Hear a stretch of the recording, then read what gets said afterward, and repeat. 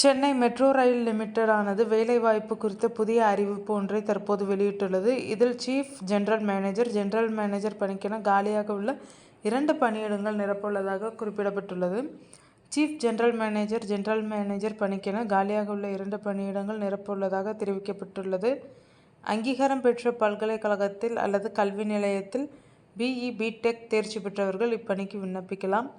பணியின் அடிப்படையில் விண்ணப்பதாரர்களின் அதிகபட்ச வயதானது 55 என நிர்ணயிக்கப்பட்டுள்ளது.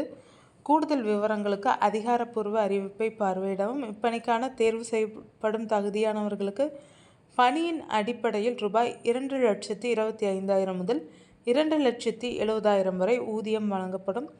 தகுதியான விண்ணப்பதாரர்கள் நேர்காணல் மூலம் தேர்வு செய்யப்பட்டு பணியமர்த்தப்படுவார்கள்.